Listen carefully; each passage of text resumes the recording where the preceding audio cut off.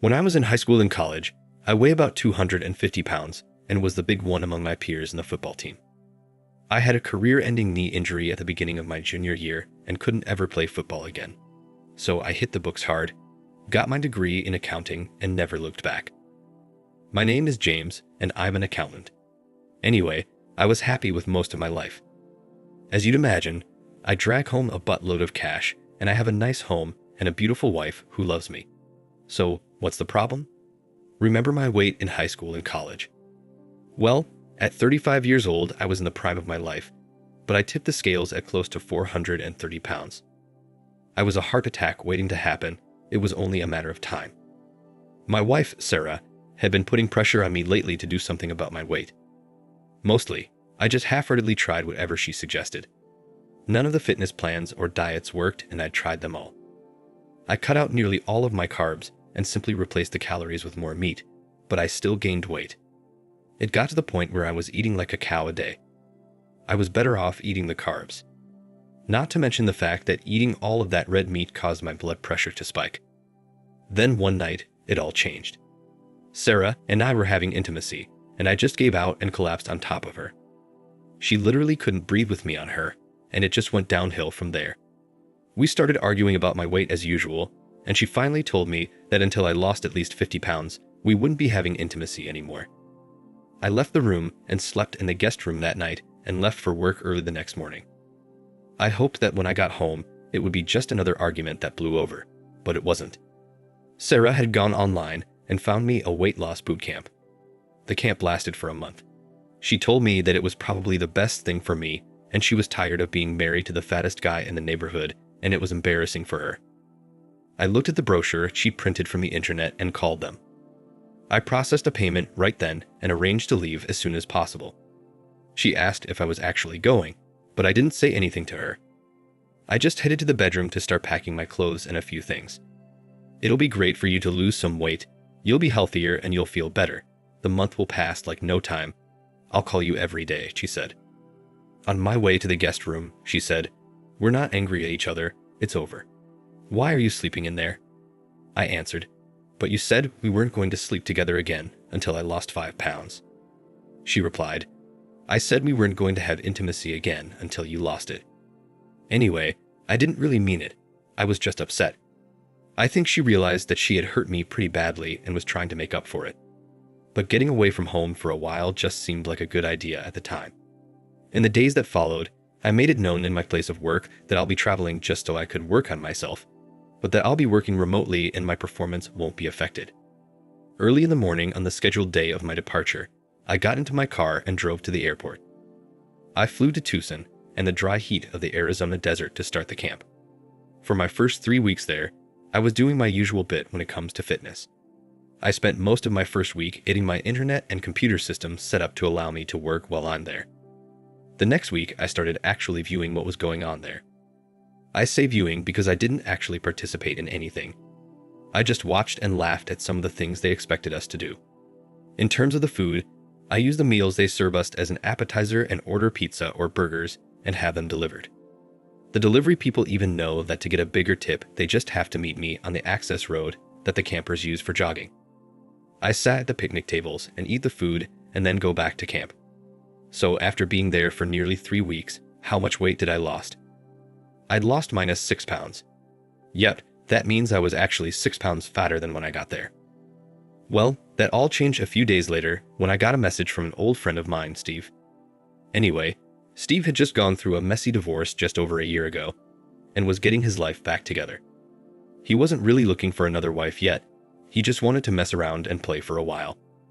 He texted me that he's been out on a date at a club with a woman who was way too young and too wild for him. And he thought he'd seen Sarah there with another guy. So he'd gone over to see if it was her, and yes, it was. She was out with a guy he'd never seen before and was letting the guy put his hands all over her. He'd taken a few pictures because he knew that I wouldn't believe him, or that I wouldn't want to believe him. I looked at the pictures and I knew that he was right. It was Sarah. I recognized the one-of-a-kind necklace I'd made for her when we went to Mexico the previous year. That text changed my whole reason for being at the camp, and it changed my life. I spent the next day taking stock of my life and decided what I wanted to change. I was a really nice guy and I have, like I said, a great life, but there were a couple of things that would need to be changed. The most important one was that I really did have to do something about my weight and self-image. The other thing could wait until after that was over. So the following morning, I went into the camp office and sat down with the director. I told him that I needed to change my life, so I signed up for the 3-month intensive program that they reserve for people who are nearly morbidly obese.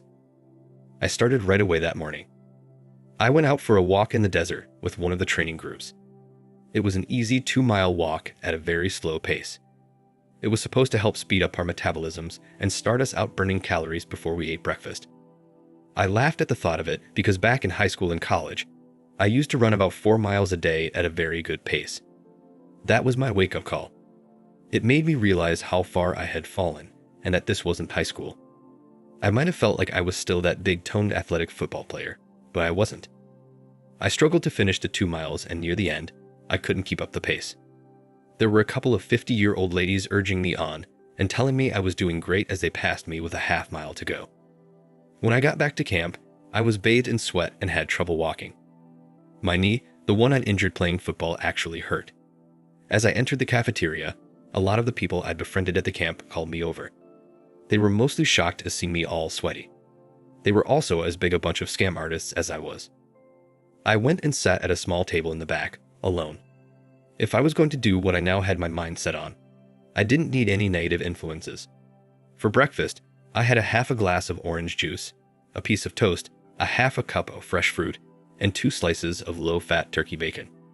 I was still starving when I finished, but I had truly decided to change.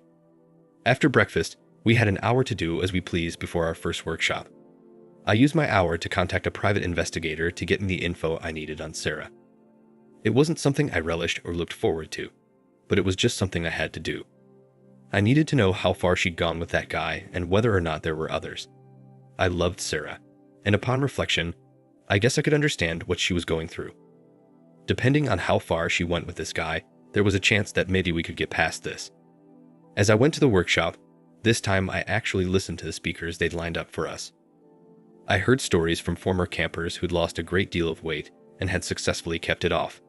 In some cases, they'd made great changes in their lives, and most claimed it was all because after years of struggling with their weight, they'd found one thing or one person or one incident that gave them the focus and the reason to change.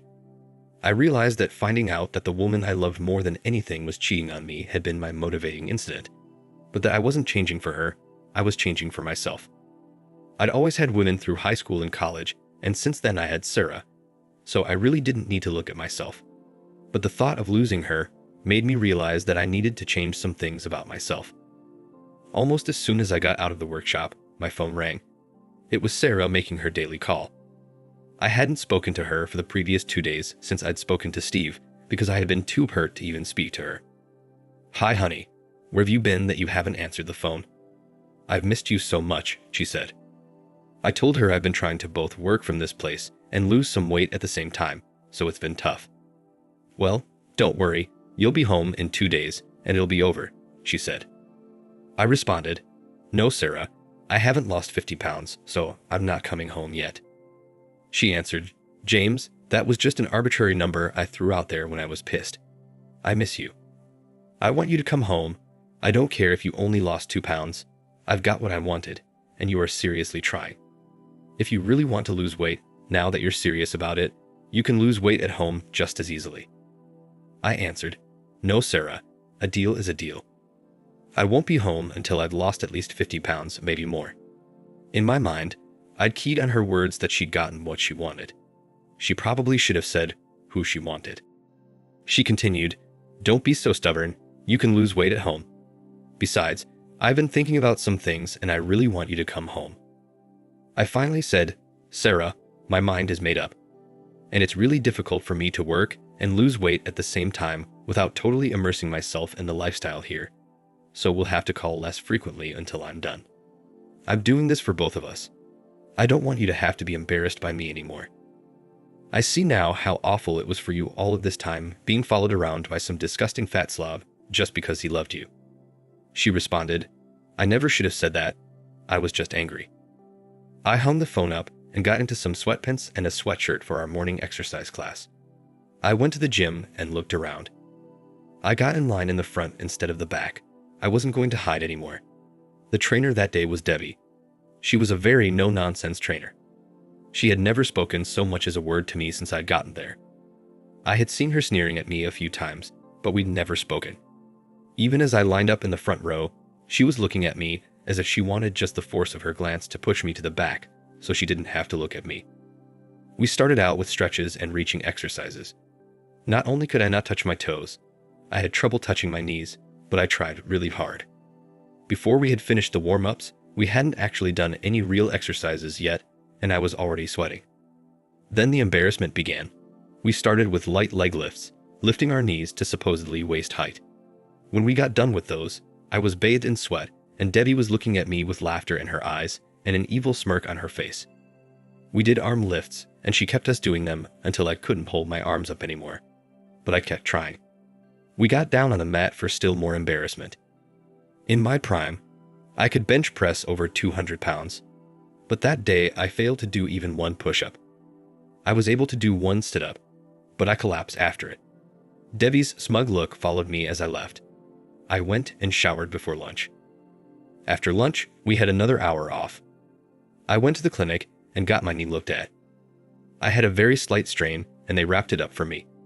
The exertion of the morning's walk had just pushed the muscles surrounding the joint further than they'd experienced in a long time.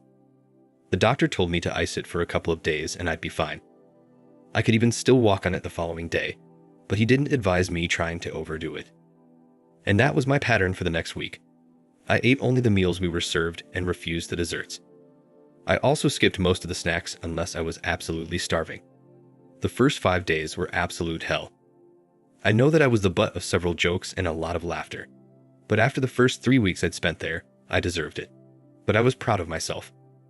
At the end of my first week of really working at it, I'd lost 8 pounds.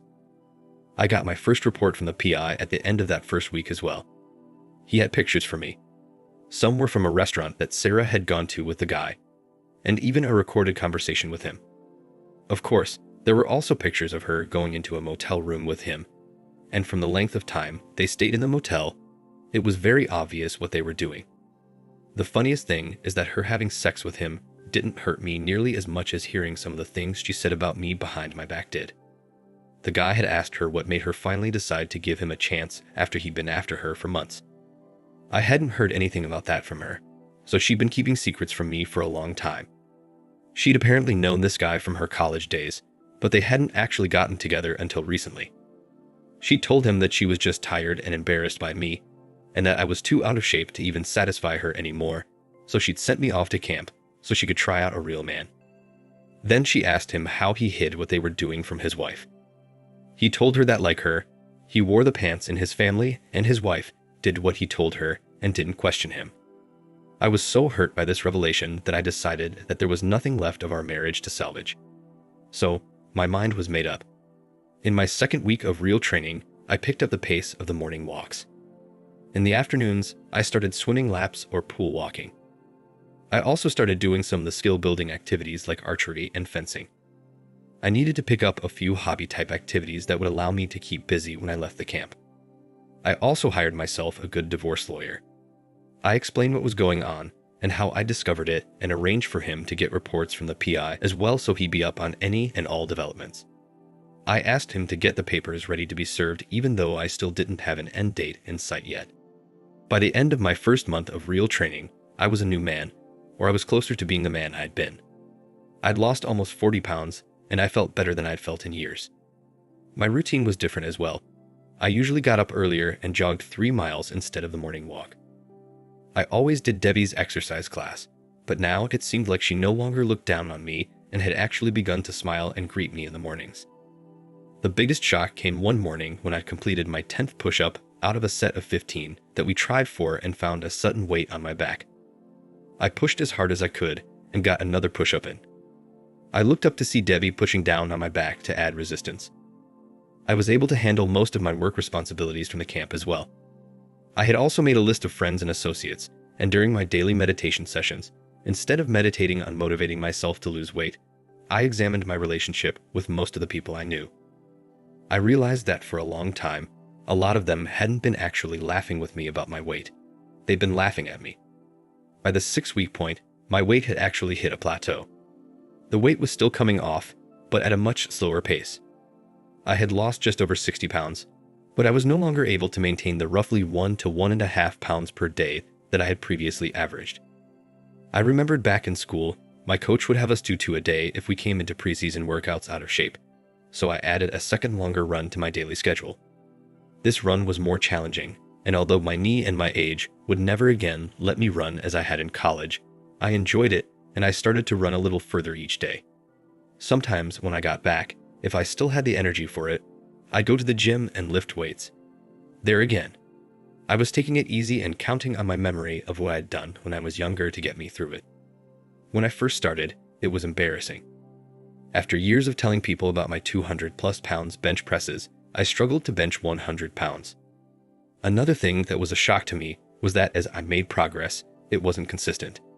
I got my bench up to 100 pounds and then couldn't lift it again for over a week. My legs were also very weak. The knee injury simply wouldn't let me do squats or a lot of the other heavy leg exercises. The same thing happened with a lot of the exercises for my back. Anything I had to do in a standing position was limited by the weakness of my knee joint. But I got better slowly.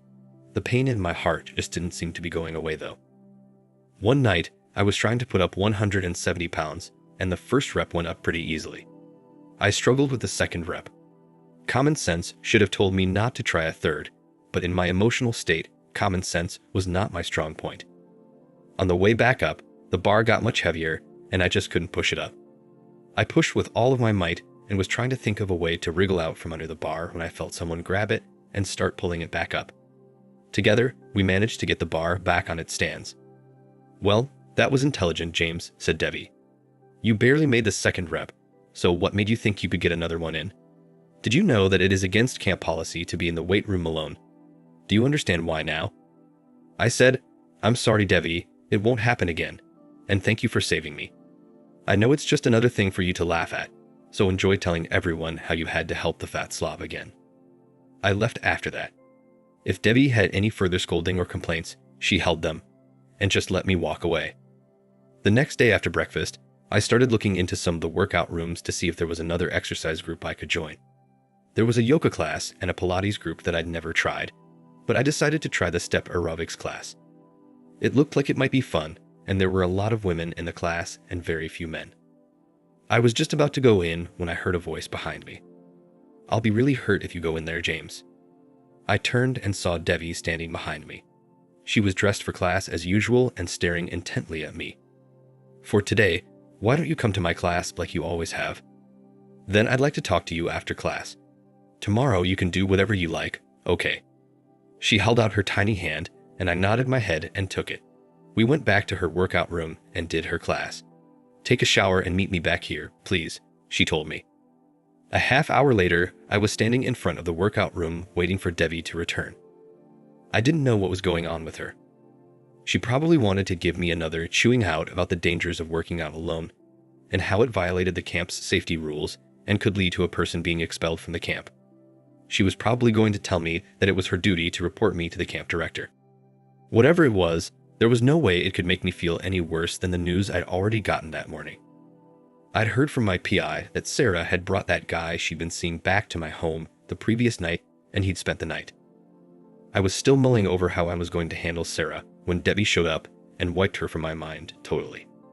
Debbie, despite her drill sergeant manner, is very petite. She's probably about 5'2" and has inky black hair and gray eyes. My favorite thing to see is when she turns and looks at her class over one shoulder and that hair obscures one side of her face so that only one of those eyes looks at you.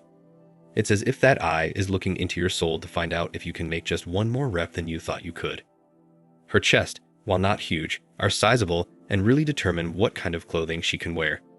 They alone are the reason there are so many guys in her exercise classes. Her classes are tough, but most of the guys prefer them to the easier classes just so they can ogle her. Her ass is another story. It isn't huge, but it's tight and firm. So tight in fact that I'm positive you could bounce a quarter off of it. Word around the camp is that she's probably a raging lesbian, but her classes are full anyway. When she showed up in a loose-fitting sweatshirt and jeans, I was surprised. I'd never before seen her with these kind of clothes on. She had her hair pinned up on top of her head and huge sunglasses on. That outfit on a normal woman would have been great for a trip to the mall or running errands or doing yard work on a lazy Saturday afternoon. But on Debbie, it just opened up a whole new world of fantasies. It made her look more human, maybe even vulnerable.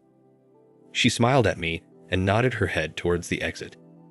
This confused me because I thought we were going to talk. She began, "Relax, James, you're not in trouble and you won't be in trouble. I just wanted us to talk, and usually when I want to think, I get in my Jeep and drive out into the desert. It clears my head and just makes everything better. By the time I get back, I've either solved my problem or it just doesn't seem as bad as it was before I left. Maybe it's just stress relief. Maybe it just lets me put things into their proper perspective. But it seems to work somehow. And James, whether you know it or not, you've become a problem for me." My heart sank at the words. This was just great. I'd become a problem for her. Shit, I had enough problems of my own without worrying about some other woman hating me. She led me out the back to the staff parking lot in a black Jeep Wrangler. I got in and had to hold on, since she immediately took off as soon as the door closed. We drove down the highway for a few moments, and then she just careened around a corner onto an unpaved road that I would have missed since it was unmarked. We sped through a few trees and hedges that became sparser the further we drove until suddenly there was no vegetation and we were in the desert. Arid sandy ground spread out in front of us all the way to the mountains in the distance. She put the Jeep into four-wheel drive and slowed down a bit as we plowed down the now uneven and still unpaved road surface. She seemed to know where she was going, so I just held on. Finally, we got to the edge of a medium-sized canyon and she pulled up the parking brake and got out and wandered over. She looked out and seemed to relax, as if gathering herself. Then she turned to me and gave me the high beams. "James, what the hell is going on with you? When you first got here, you were just another fat, spoiled rich boy who didn't take the place seriously, so I didn't take you seriously. You had your little conference calls, your late-night pizza runs, and you hung out with all the rest of the class clowns. We see about 100 guys like that every year.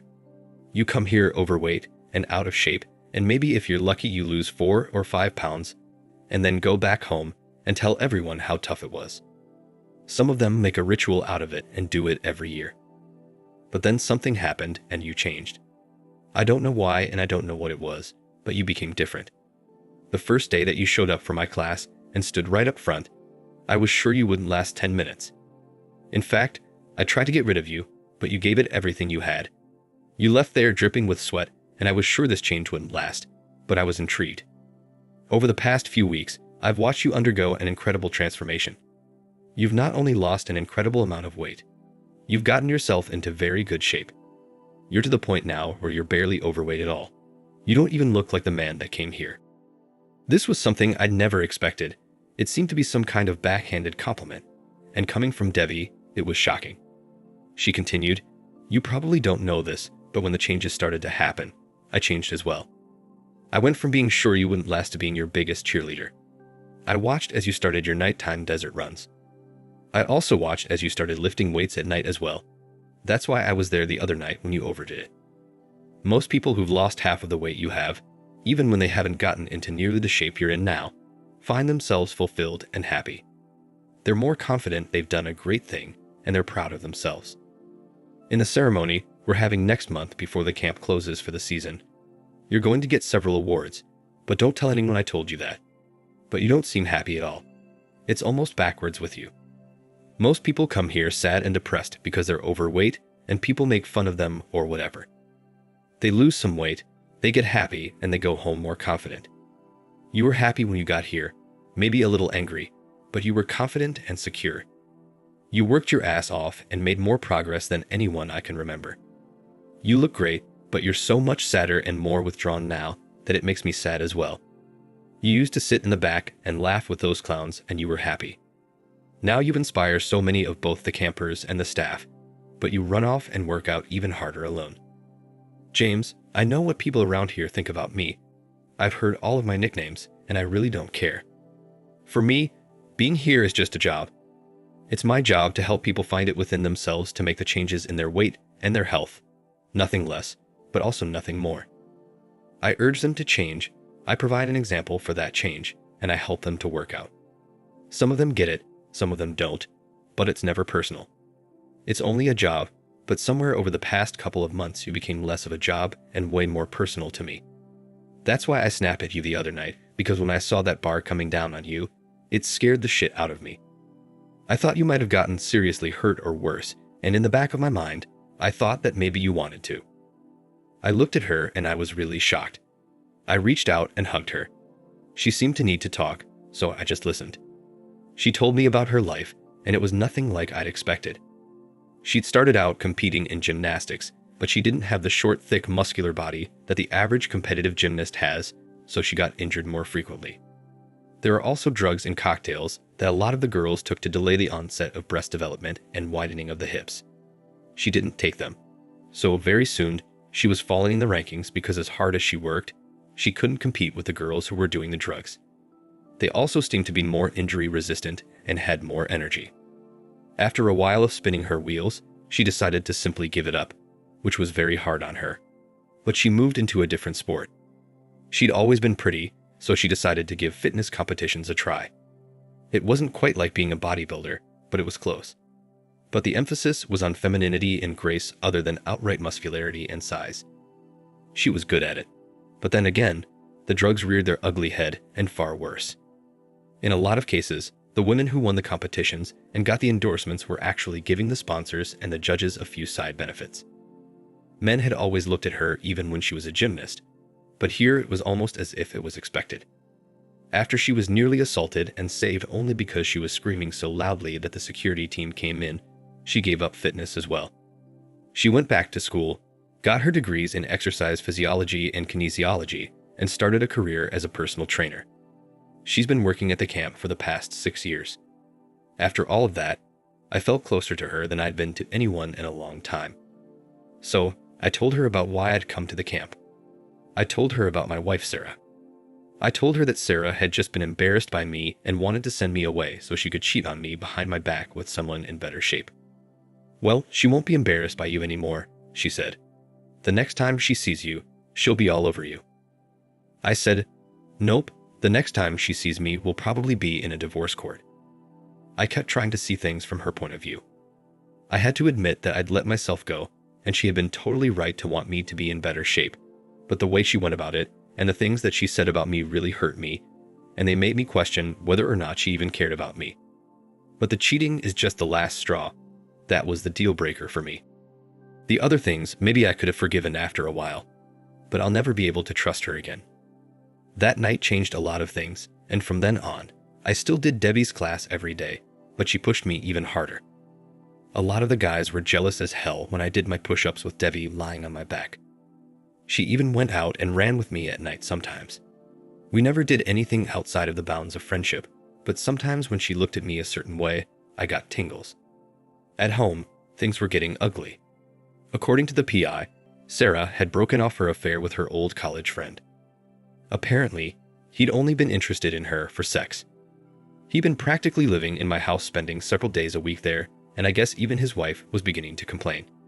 The final straw had been when he and Sarah had started arguing. She'd been trying to break things off with him because the dirtiness and the thrill of it had passed, but he didn't want to let her go. She started calling me more frequently to find out when I'd be coming home. She began leaving me messages about how much she missed me and loved me. Since the camp would be closing down for about a month at the end of the season anyway, I knew I'd have to go home soon. Debbie and I went out shopping because I needed new clothes. After losing nearly 140 pounds, none of my old clothes would fit. While I was out shopping, I saw something that I'd always dreamed of, but could never have. A bright red 2009 Mustang GT in a car lot across from the mall. I went onto the lot and looked the car over. The door was open, so I sat down. I was shocked. Over 100 pounds ago, I could barely fit in my shitty car, but now I could easily get into and out of a car that I just loved. I found a salesman and started the paperwork. As soon as he ran my credit and I arranged a transfer from my account, I drove off the lot in my new toy. Debbie followed me back to camp in her Jeep. I made a few phone calls to my PI and my lawyer, informing them about the upcoming ceremony and to make sure the papers were ready and to get them delivered to me at the camp by a messenger. I called Sarah and told her that the camp would be ending on the weekend, and they were having a ceremony for the families and friends of the campers. She told me she'd be there, and she sounded excited about seeing me again. I told her not to get too excited, that this may not be a happy occasion for her.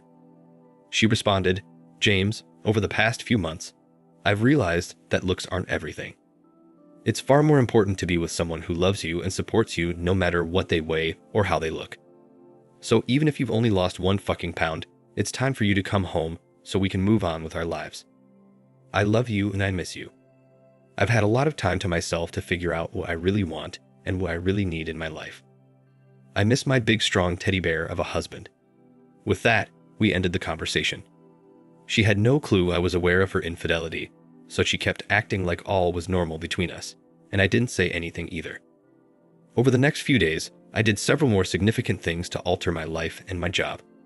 Some of the things I did, I kept secret even from Debbie. Debbie was an entirely different story. She seemed to get needier and clingier as the ceremony approached. The night before the ceremony, we had dinner so I could thank her for all of the help and inspiration she had provided. She actually held my hand for a while as we talked. She started, "So I guess our time is over. Soon your wife will be at the ceremony, and you can go back to Ohio and either put her in her place or divorce her."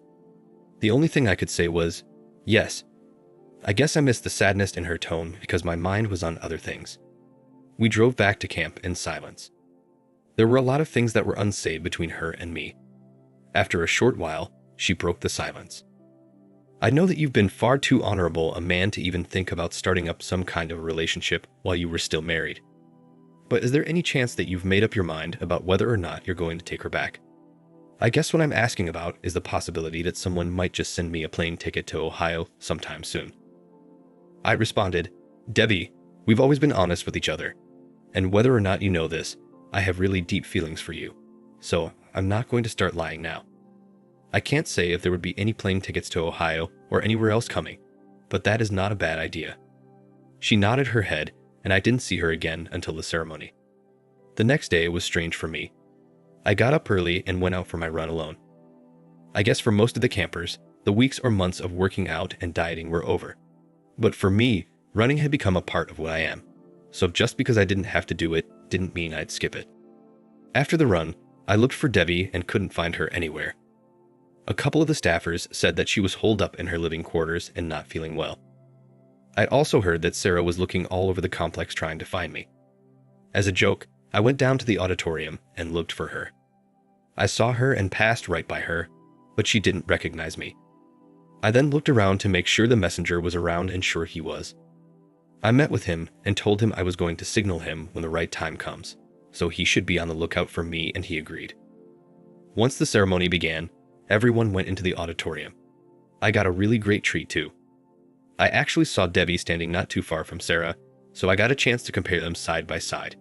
It was like comparing apples to oranges though. Sarah has short blonde hair and a tall, thin body. She isn't nearly as fit as Debbie, but she's thin and pretty. Debbie, on the other hand, has just heart-stopping beauty, but is shorter. Debbie was talking to someone, apparently about me, and Sarah overheard them and freaked out. She stalked away from the table and went and sat down. She saw me looking at her and I smiled at her, but she turned her head away and I laughed. She obviously thought I was just some random guy trying to flirt with her.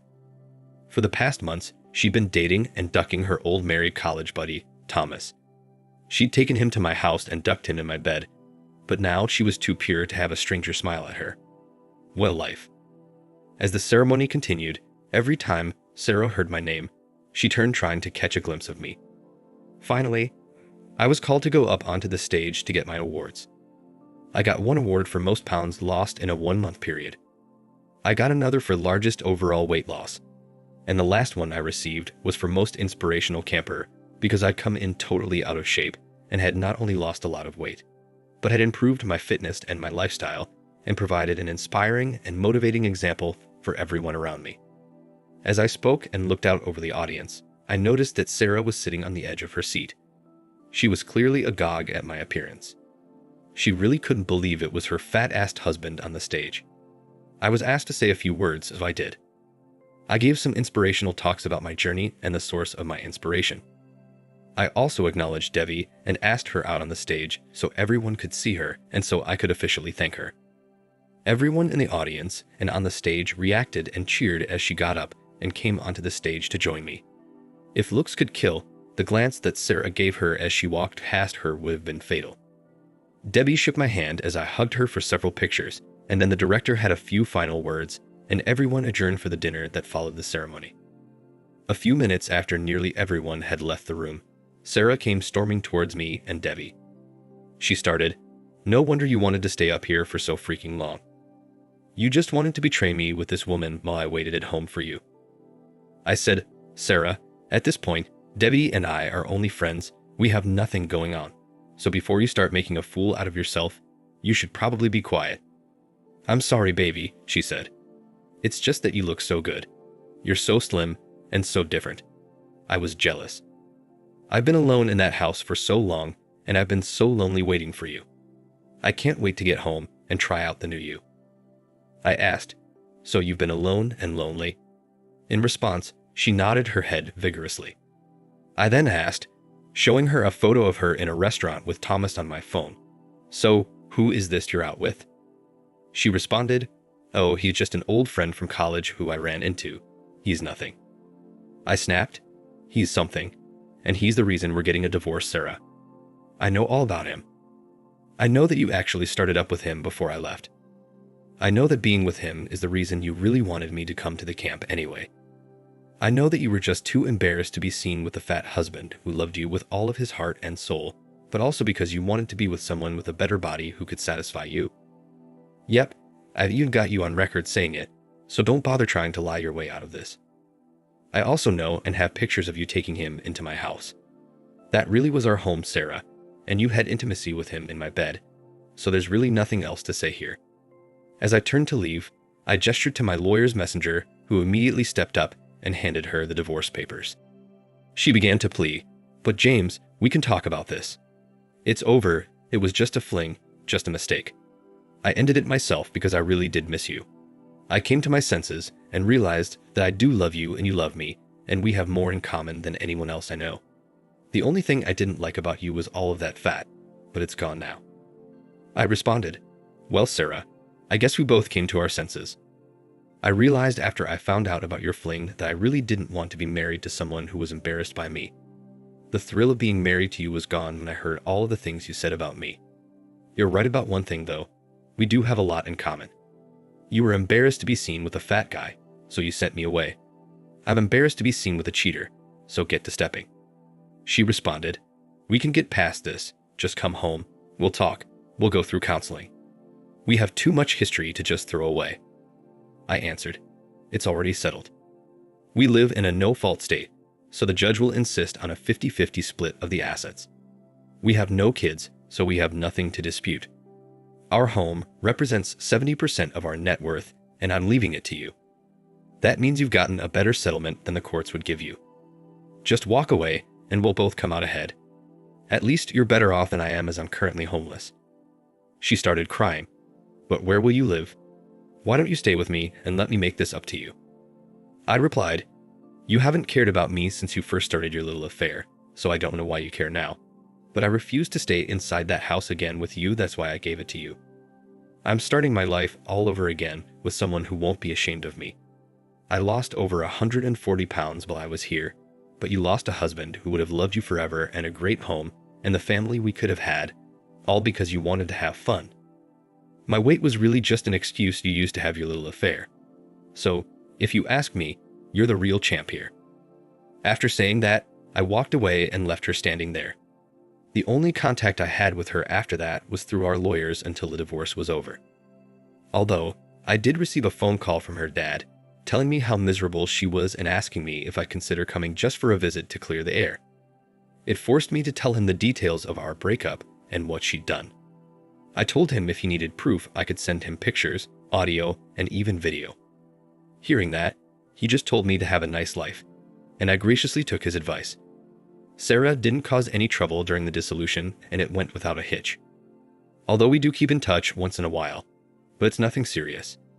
Debbie and I eventually acted on our feelings and we became a couple. We both have a great life, and all of my family, friends, and colleagues were shocked at the changes in my body and my life. They all love Debbie and tell me often that I did the right thing. I'm glad we found each other. Sura sold the house and moved in with her parents. She later found herself a man and is piling on the pounds. I sent her a brochure for the fitness boot camp I went to. I really wasn't trying to rub her face in it. I was genuinely trying to help her because it worked for me. I even offered to pay for it for her. After all, if she hadn't been so embarrassed by me, I and Debbie would never have met. Sadly, she declined. But I guess everyone is happy after all. Thanks for listening. Like, share, and subscribe to the channel to listen to more stories like this. Take care.